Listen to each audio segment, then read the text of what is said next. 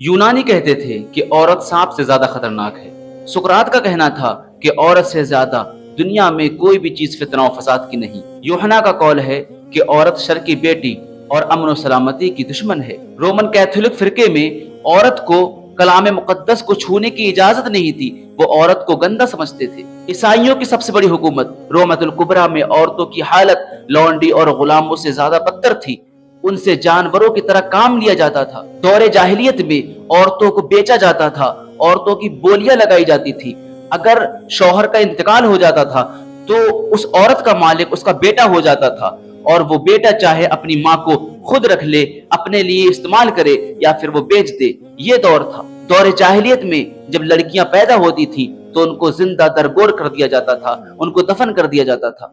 दौरे जाहिलियत में बेवाओं के साथ बदसलूकी की जाती थी। जब कोई औरत बेवा हो जाती थी तो उसको अलग कमरे में जगह दे देते थे और अपने से नहीं मिलाते थे, उसको मनहूस समझा जाता था, उसको मारते थे, उसके लिए खाने का इंतजाम अलग करते थे और ये कहते थे कि अगर ये हमारे साथ मिल जाएगी तो हम पर इसकी नहूसत बरस जाएगी। पहले का ऐसा जमाना था कि औरतों के साथ इतनी बदसलूकियां की जाती थी। उसी बीच अल्लाह ताला ने औरतों पर रहम किया, सारी दुनिया पर रहम किया और अपने प्यारे नबी हजरत मोहम्मद सल्लल्लाहु अलैहि वसल्लम को इस दुनिया में भेजा। लेकिन जब हमारे नबी हजरत मोहम्मद सल्लल्लाहु अलैहि वसल्लम इस दुनिया में आए तो आपने औरतों को वो मकाम दिया जिस मकाम की वो हकदार थी, और ऐसा मकाम दिया कि किसी मजहब में वो मकाम औरत को हासिल नहीं है जो मजहब इस्लाम में हासिल है।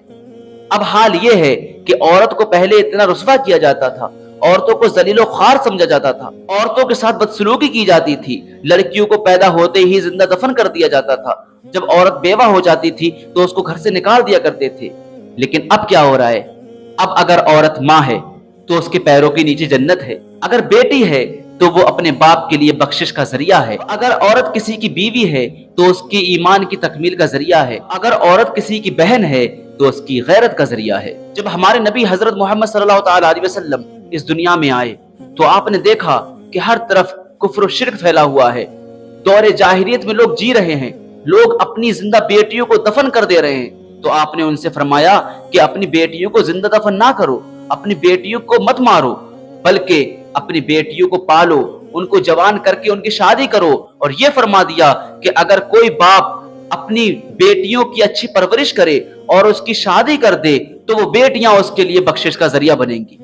अगर उसकी बेटी नहीं है, अगर पड़ोस में किसी की बेटी है, अगर वो उनकी शादी करवा रहा है तब भी उसको वही मकाम मिलेगा जो अपनी बेटी की शादी करने में मिलता। और जब बेवाओं को विधवाओं को गलत समझा जाता था, उनको मनहूस जाना जाता था, उनके शौहर के इंतकाल के बाद उनको अलग कोठरी में बंद कर दिया जाता था, उनको अपने से दूर रखते थे। लेकिन जब मोहम्मद सल्लल्लाहु अलैहि वसल्लम आए तो उन्होंने ये पैगाम दिया कि विधवाओं को बेवाओं को गलत ना समझो, बल्कि हजरत खदीजतुल कुबरा जो कि 2 से बेवा थी उनसे निकाह करके ये फरमा दिया कि बेवाओं की इज्जत करो, अगर बेवा है कोई औरत तो उसको सहारा दो। इस्लाम ये सिखाता है, हमारे नबी ने हमको ये तालीमात दी है। और औरतों की इज्जत करना, औरतों के हुकूक के बारे में कोई और इतना नहीं सिखाता होगा जितना मजहब इस्लाम हमें सिखाता है। लेकिन आज के कुछ लोग पैसा कमाने के लिए, अपने घर बार चलाने के लिए इस्लाम को बदनाम करने की कोशिश कर रहे हैं। उनकी फिल्में नहीं चल रही हैं तो वो जानबूझकर